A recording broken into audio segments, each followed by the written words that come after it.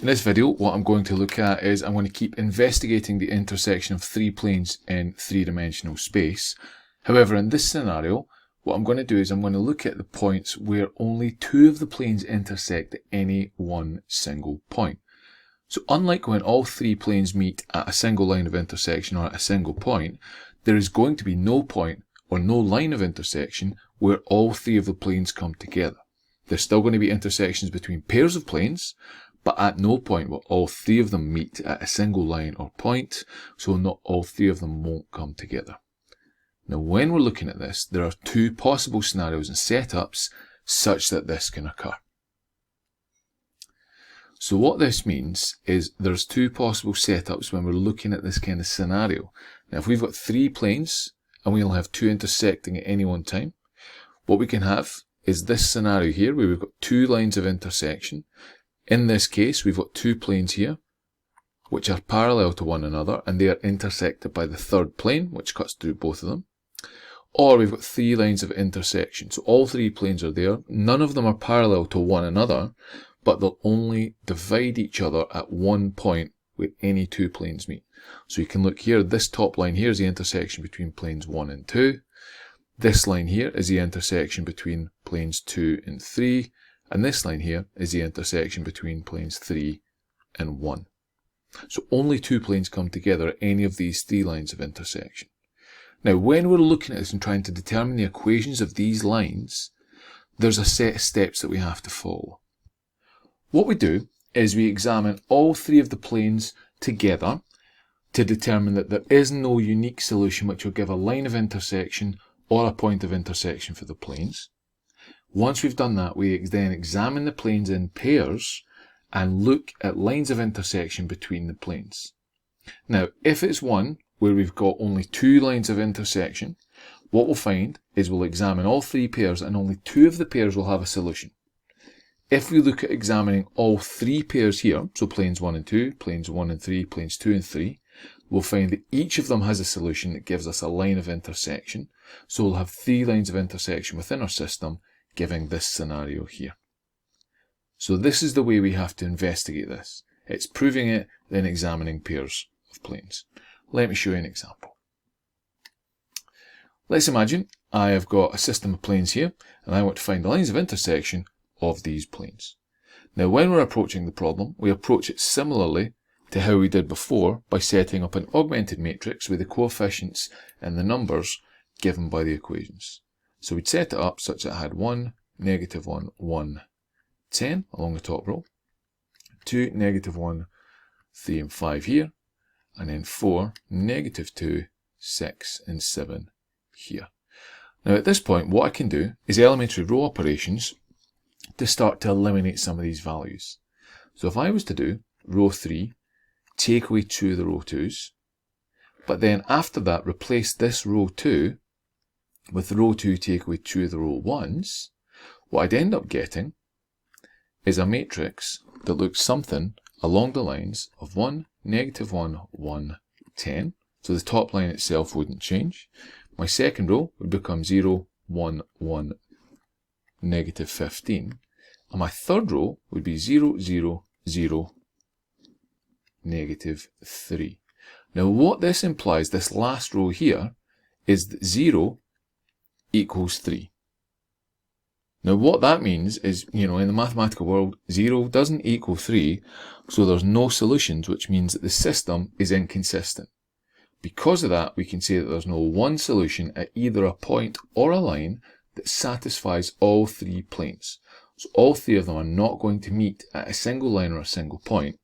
So what we now have to do is examine pairs of planes and then determine any lines of intersection between the pairs, and we can tell which setup it is that we're dealing with here.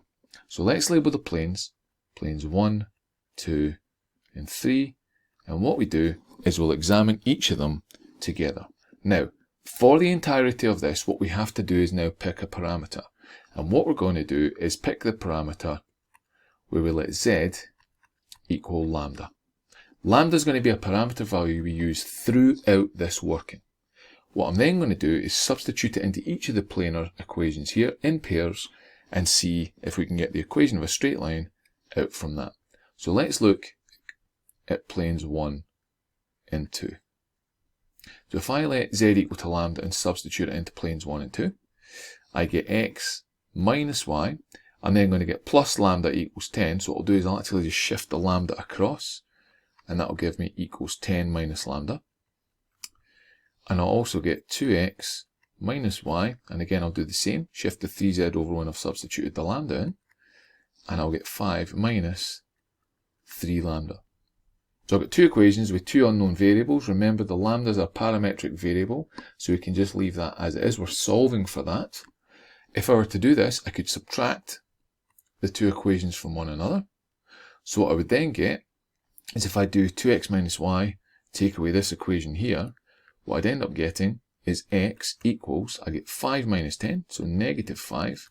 I then have negative 3 lambda, take away negative lambda, so I'd get minus 2 lambda. So I'd have that for my x. What I could then do is substitute it in here and get a value from a, well, an equation for my y, sorry, in terms of lambda. So I'd have negative 5 minus 2 lambda minus y equals 10 minus lambda. Rearrange it, and what I can get for that is, if I move the y across here and then shift the 10 and the minus lambda across here, I'd get y equals negative 15 minus lambda.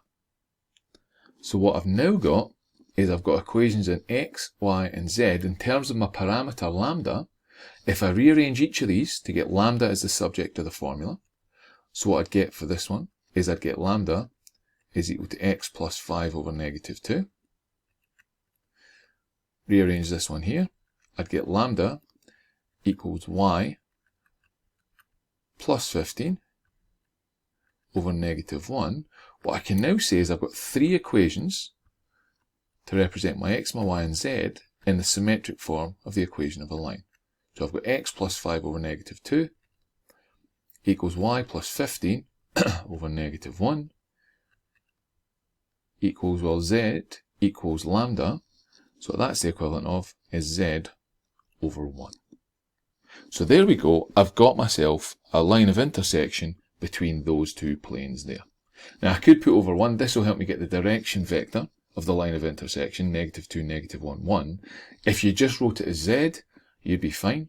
Again as well, if you wrote it with the equals lambda, that would still be a valid way of expressing it.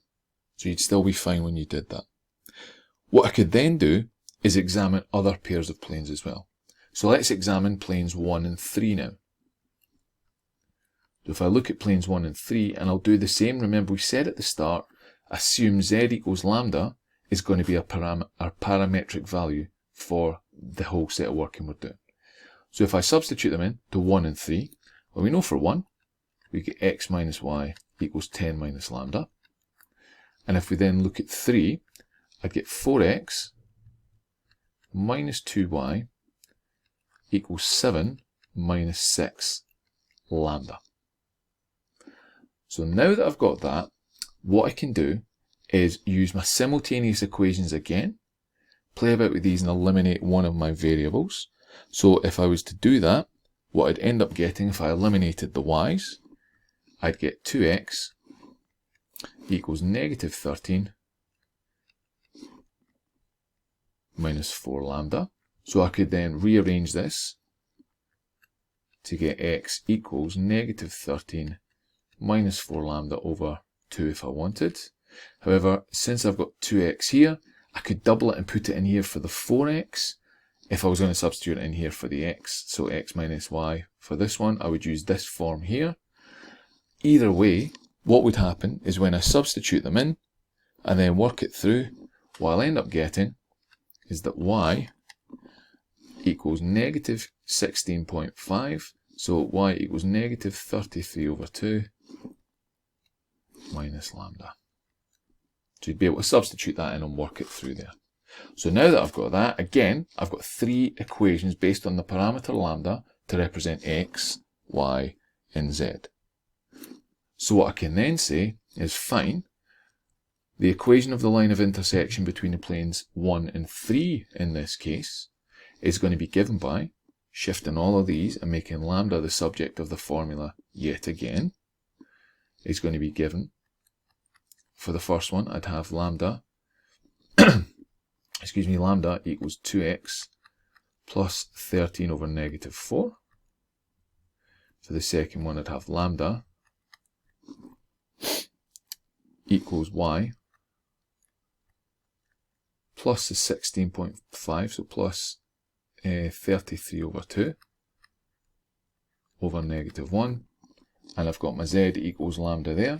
So if I plug it all together, what I'll do actually is I'll take this 2x plus 13 and I'll use this variation here on it, purely because then I'm able to say that I've got x plus 13 over 2 over negative 4 divided by 2, so over negative 2.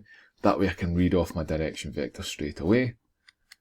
That's going to equal y plus 33 over 2 over negative 1 equals z over 1, and again equals lambda if you want to include it in there.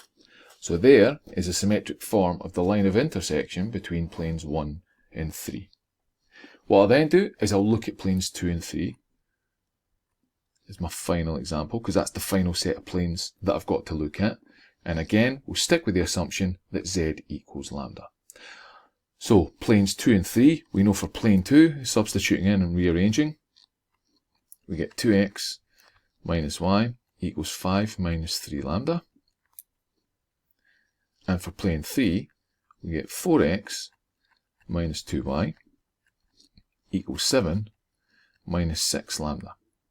So what I can do now again is treat these like a pair of simultaneous equations. So double the top equation and then subtract between the two of them to get rid of one of the two variables.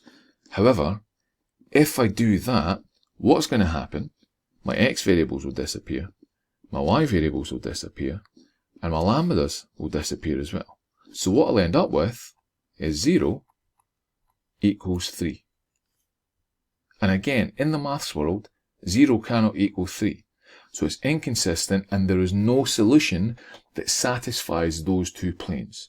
So what that means is there's a line of intersection between planes 1 and 2, given by this here. And there's a line of intersection between planes 1 and 3, which is given by this here.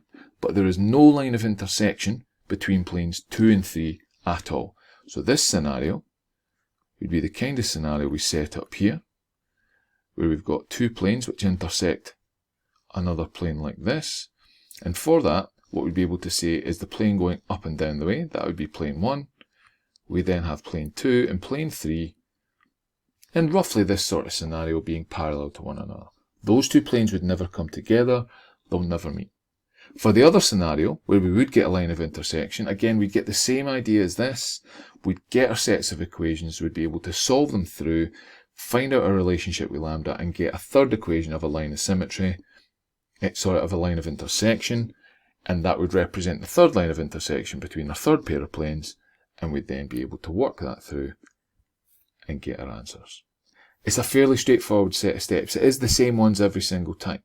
It's proving that there's no unique solution, so that's this first step here, with the matrix and the elementary row operations. And then it's just looking at comparing the pairs. So look at each pair in turn. You've got three planes, look at planes 1 and 2, planes 1 and 3, and planes 2 and 3. Now obviously you don't have to do them in that order. You could do 1 and 2, 2, 3, 1 and 3. You could do 2 and 3, 1 and 3, 1 and 2, whatever. Doesn't matter the order you compare them. The key thing is you compare all the pairs that you can make. Once you've done that, you'll either find 3 lines of intersection or only 2 lines of intersection in one equation where it's inconsistent and you cannot get a solution. If that is the case, it's this scenario here. If you do find a third solution, so a third line of intersection, it's the other scenario where we've got 3 planes that look something like that, where there's lines of intersection between each pair. That's the only difference. General steps are the same. You follow the same technique each time. It's a fairly straightforward technique to use and do. Just remember all the bits of algebra you need to do in the forms of your equation of a straight line, and you're laughing.